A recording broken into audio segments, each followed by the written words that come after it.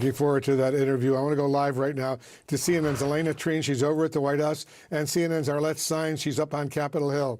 Elena, let me go to you first. What is the Trump administration saying right now about this? Well, there's a few points to make, Wolf and Pamela. One is that a lot of them were outraged by that video that you just played of these Democratic lawmakers, 6 of them, all of whom either served in the military or in the U.S. intelligence community. They essentially were arguing that they were trying to encourage troops to rebel against the commander-in-chief. All right, hold on, because we've got breaking news that just hit, and it's absolutely wild. Democratic Representative Al Green just filed articles of impeachment against President Trump. Again, this is the 5th time someone has tried to impeach Trump, and this time the timing is deliberate and devastating.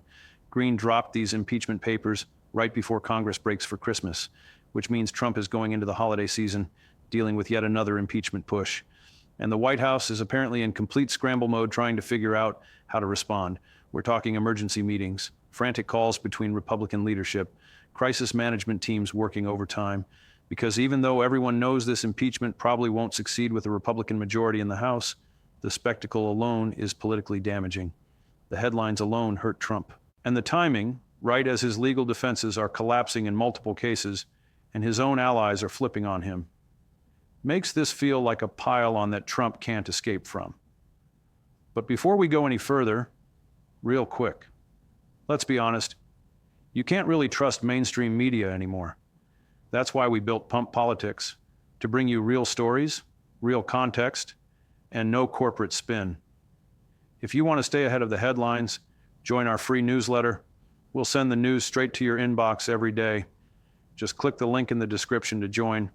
And if you just want to support what we're doing, join us, be part of the community that actually cares about the truth. All right, let's get back to the video. Let me give you the details, because this is bigger than just another political stunt. The impeachment articles cite 7 specific counts against Trump. 7.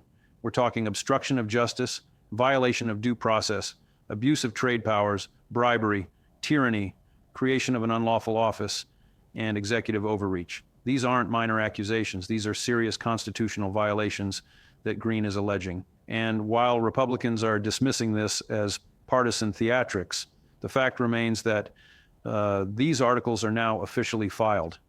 They're on the record, and they're going to dominate the news cycle for weeks as Democrats push for hearings and Republicans scramble to defend Trump without making things worse. This morning, President Trump accused 6 Democratic lawmakers of seditious behavior punishable by death. Just to be clear, does the president want to execute members of Congress? No. Let's be clear about what the president is responding to, because many in this room want to talk about the president's response, but not what brought the president to responding in this way. You have sitting members of the United States Congress who conspired together to orchestrate a video message to members of the United States military, to active duty service members, to members of the national security apparatus, encouraging them to defy the president's lawful orders. The White House response so far has been, well, typical Trump. He dismissed Green at a rally saying some individual I've never heard of. Is he a congressman? What did I do now? Here we go again. That's Trump trying to act unbothered and treating this like a joke. But behind the scenes, his team is definitely not laughing. Here's what makes this impeachment push particularly dangerous for Trump. It's happening at the absolute worst possible time. Trump is already dealing with Mark Meadows flipping and cooperating with prosecutors. He's dealing with his legal team getting destroyed in court and being threatened with contempt. He's dealing with the Supreme Court potentially striking down his emergency powers. He's dealing with federal judges ordering him to testify. Every single week brings new legal setbacks and new political crises. And now you add impeachment to that list? It's death by 1,000 cuts. Each individual problem might not be fatal, but when you pile them all together, the cumulative effect is devastating. Trump looks embattled. He looks like he's losing control. He looks like a president under siege from every direction. And that perception matters politically because voters don't want chaos and constant crisis. The specific allegations in the impeachment articles are designed to resonate with concerns people already have about Trump. Obstruction of justice. We've heard those allegations before during the Mueller investigation and in Trump's previous impeachments. Abuse of trade powers. That ties directly to the Supreme Court case about tariffs we just discussed. tyranny, and executive overreach. Those claims connect to all the legal battles about Trump exceeding his constitutional authority. Green isn't making up new accusations out of nowhere. He's taking existing controversies and packaging them into formal impeachment charges.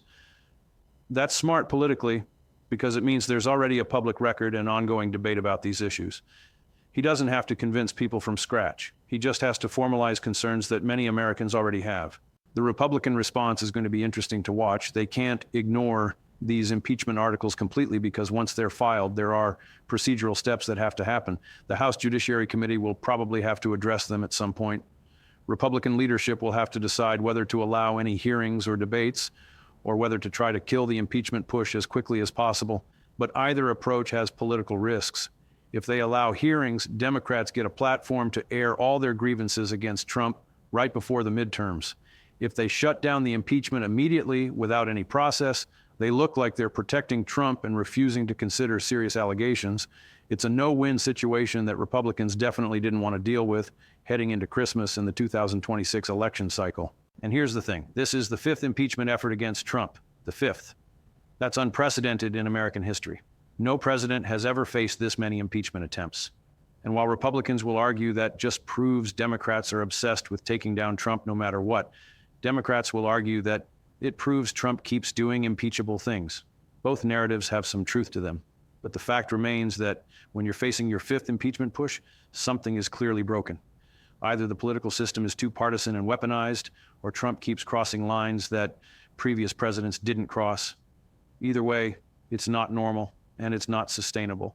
So let's break down exactly what these impeachment articles say, what the process looks like from here, and what this means for Trump's already chaotic presidency. All right, let's get into the specifics because these impeachment articles contain some serious allegations that deserve examination. First, let's talk about who Al Green is and why he keeps filing impeachment articles against Trump.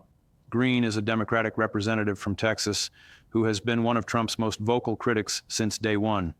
He filed his first articles of impeachment against Trump way back in 2017. He's filed multiple attempts since then, and now he's doing it again. Green has made Trump impeachment his signature issue. Some people call him obsessed. Others call him principled and consistent. Whatever you think of him personally, the guy is committed to this cause. And the fact that he's filing this fifth attempt right before Christmas is clearly strategic. He wants maximum media attention and maximum political pressure on Republicans heading into the holidays. Now let's look at the 7 specific counts in the impeachment articles because each one is targeting a different aspect of Trump's presidency. First, obstruction of justice. This allegation is based on Trump's alleged interference with various investigations into his conduct.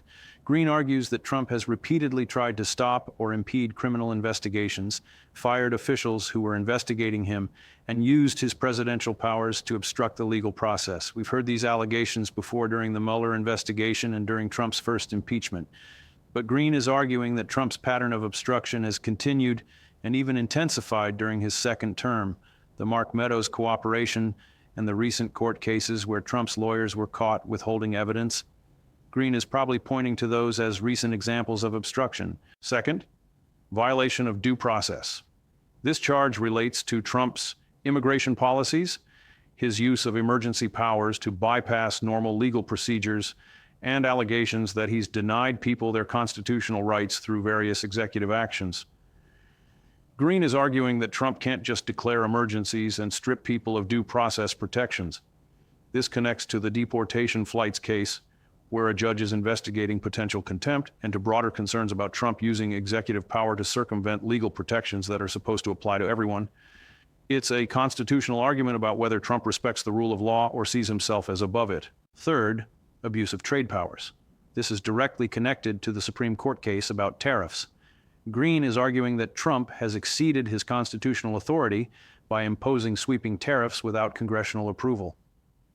He's claiming that Trump abused emergency declarations to implement trade policies that should have gone through the legislative process. And given that the Supreme Court seems skeptical of Trump's arguments in that case, this impeachment charge might actually have some legal backing. If the Supreme Court rules that Trump overstepped his authority on tariffs, that strengthens Green's argument that it rises to an impeachable abuse of power. Fourth, bribery. This is one of the more explosive charges, and Green hasn't released all the specific details yet. but the allegation appears to involve Trump using his presidential powers to extract personal benefits or to benefit his business interests. There have been ongoing concerns throughout Trump's presidency about conflicts of interest between his business empire and his governmental duties. Green might be pointing to specific instances where Trump made policy decisions that benefited his properties or companies, or he might be alleging that Trump has solicited favors from foreign governments in exchange for U.S. policy decisions. Without more specifics, it's hard to evaluate this charge, but bribery is explicitly mentioned in the Constitution as an impeachable offense. So if Green can prove it, this is a serious allegation. Fifth, tyranny. This is a broad constitutional charge arguing that Trump has governed in an authoritarian manner that violates democratic norms and constitutional limits on presidential power. Green is probably pointing to Trump's attacks on the media, his dismissal of judges who rule against him, his claims that he has absolute authority as president, and his general disregard for checks and balances. Tyranny is a big word with historical weight. Green is essentially arguing that Trump governs more like a king than a president bound by constitutional constraints. Whether that charge resonates depends partly on your political views, but Green is clearly trying to frame Trump's behavior as fundamentally anti-democratic. Sixth, creation of an unlawful office.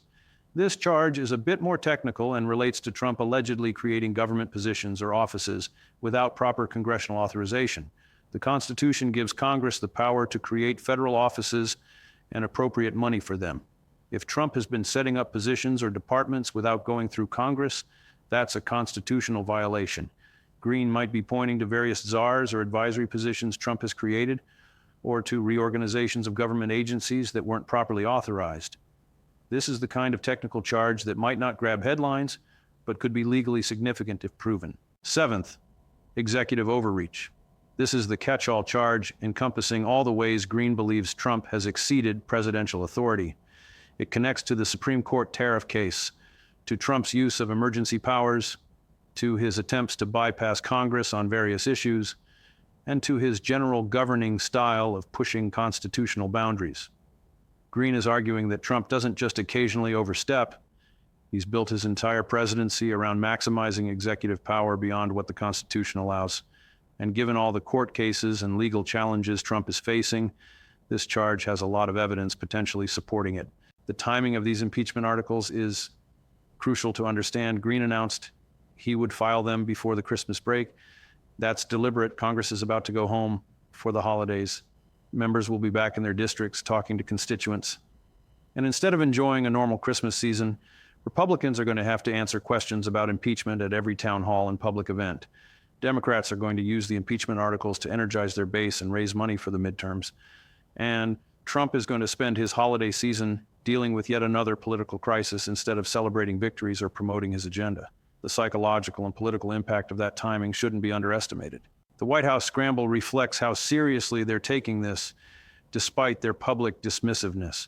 According to reports, there were immediate emergency meetings after Green announced the impeachment filing, senior advisors trying to figure out the best response strategy, communications teams preparing talking points, legal teams reviewing the articles to identify the strongest defenses, political operatives reaching out to Republican leadership to coordinate messaging. This is a full-blown crisis management operation, even though everyone knows the impeachment probably won't succeed, because the process itself is damaging. The hearings, the debates, the media coverage, all of that hurts Trump politically, even if he never gets removed from office. Republican leadership is in a tough spot. House Speaker and other GOP leaders have to decide how to handle this. Do they immediately table the impeachment articles and refuse to give them any consideration? That's probably what Trump wants and what the Republican base expects. But it also looks like a cover-up or a refusal to take serious allegations seriously. Or do they allow some minimal process, maybe a quick Judiciary Committee hearing, to show they're being responsible? But that gives Democrats a platform and keeps the impeachment story alive longer. There's no good option. Every choice has political costs. And Republican leaders are probably furious at Green for putting them in this position right before Christmas. The historical context is important too. Trump has now faced 5 impeachment efforts. He was actually impeached twice during his first term, once over Ukraine and once over January 6th. Both times the Senate acquitted him because Republicans stuck together. But each impeachment took a political toll. Each one energized his opponents and exhausted his defenders. and each one normalized the idea of Trump as a president who constantly crosses lines and faces accountability measures.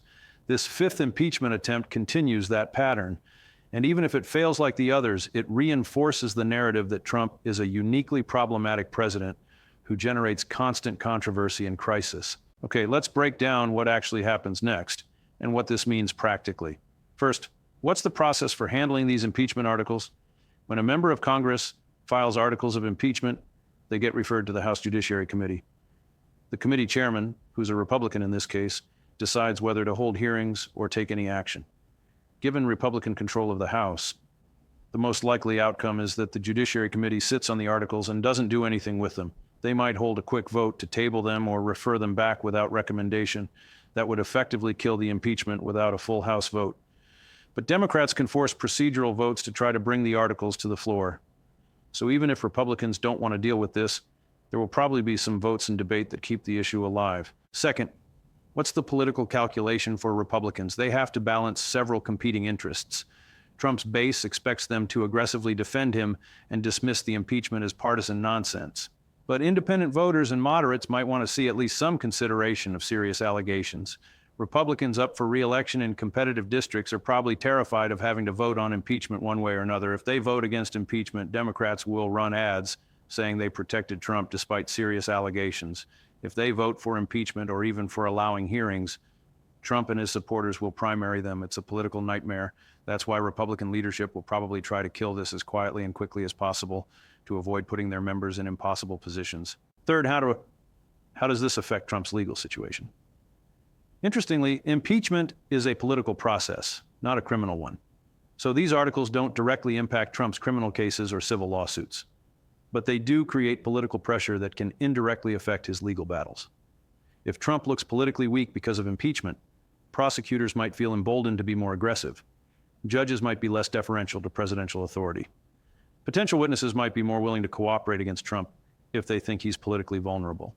So even though impeachment and criminal prosecution are separate tracks, they influence each other psychologically and politically. Fourth, what does this mean for the 2026 midterms? This is huge. Democrats are going to campaign on holding Trump accountable. They're going to argue that Republicans refuse to even consider serious impeachment allegations. They're going to use the impeachment articles to energize their base and motivate turnout. Republicans are going to campaign on defending Trump against what they call partisan witch hunts. They're going to argue that Democrats are obsessed with impeachment instead of governing, and independent voters, the ones who actually decide elections, are going to be stuck in the middle trying to figure out who's telling the truth. The impeachment push essentially ensures that 2026 is going to be a referendum on Trump rather than on specific policies or economic conditions. Now let's talk about Trump's response strategy because it matters how he handles this. His initial dismissal, calling Green someone he's never heard of and treating this like a joke, is classic Trump. He's trying to diminish the threat by mocking it, but that strategy has limits. You can't just mock away 5 impeachment attempts. At some point, the sheer number of allegations and investigations and legal problems adds up to a narrative that Trump can't just dismiss with jokes. A more strategic response would be to actually address some of the underlying concerns, show that he respects constitutional limits, demonstrate that he's governing within the law, work with Congress instead of constantly fighting them. But that's not Trump's style. He's going to fight, attack his accusers, and try to turn this into a political winner by rallying his base against what he calls persecution. The media coverage is going to be intense and probably harmful to Trump. Every cable news show is going to debate impeachment. Every newspaper is going to analyze the allegations. Every pundit is going to weigh in. And even though Republicans will get their talking points out, the overall narrative is going to be about Trump facing yet another crisis. That's not the message any president wants heading into midterms. You want to be talking about accomplishments, about how you've made people's lives better, about your vision for the future. Instead, Trump is going to be defending himself against impeachment allegations and trying to survive politically. That's a losing position generally. Here's what you should watch for in the coming days and weeks. First, how quickly do Republicans move to kill the impeachment articles? If they immediately table them without any debate, that tells you they're terrified of the political damage and want to minimize attention. If they allow some limited hearings, that suggests they think they need to appear reasonable and fair. Second, whether any Republicans break ranks and support the impeachment or call for hearings. Even one or two Republican defections would be huge news and would suggest Trump's support in his own party is weaker than it appears. Third, how Trump's poll numbers move in response to this. Does impeachment hurt him with independent voters, or does it help him by energizing his base? The polling will tell us a lot about whether this is politically effective for Democrats. Fourth, whether other Democrats join Green in pushing for impeachment. Is this a one-man crusade or the beginning of a broader Democratic impeachment movement? If other prominent Democrats start endorsing these articles, that suggests the party leadership might be willing to make impeachment a central campaign issue. If Green remains mostly alone, that suggests Democratic leadership wants to avoid impeachment because they think it's politically risky. Fifth, what additional evidence or allegations might emerge? Sometimes impeachment efforts gain momentum when new information comes out that supports the charges. Given all of Trump's ongoing legal problems, there could easily be new revelations that make the impeachment articles more compelling. The human toll of all this is worth considering. Trump is a sitting president dealing with criminal investigations, cooperating former allies, hostile judges, Supreme Court cases threatening his authority, and now impeachment. That's an incredible amount of pressure and stress. His advisors are constantly in crisis mode. His lawyers are overwhelmed. His political team is fighting fires on multiple fronts. Nobody in his administration can focus on actually governing because they're too busy managing scandals and legal problems. That's not sustainable long term. Something has to give. Either Trump changes his approach, or his administration collapses under the weight of all these crises, or he somehow survives until the end of his term and hopes voters forgive or forget. So what's the bottom line? Representative Al Green filed the 5th articles of impeachment against Trump, citing 7 serious charges including obstruction, bribery, tyranny, and executive overreach. The timing, right before Christmas and amid multiple legal crises, maximizes political damage to Trump. The White House is scrambling to respond and manage the fallout. Republicans are trying to figure out how to kill the impeachment quickly without looking like they're covering up. Democrats are preparing to use this as a campaign issue for the midterms. The impeachment probably won't succeed in removing Trump, but the political cost is real. Watch for how quickly Republicans act, whether any Republicans defect, how Trump's polling moves, and what new evidence might emerge. Because while this might be the 5th impeachment attempt, it's happening at a uniquely vulnerable moment for Trump when his legal and political defenses are crumbling on multiple fronts. Stay tuned, because this holiday season is going to be anything but peaceful in Washington.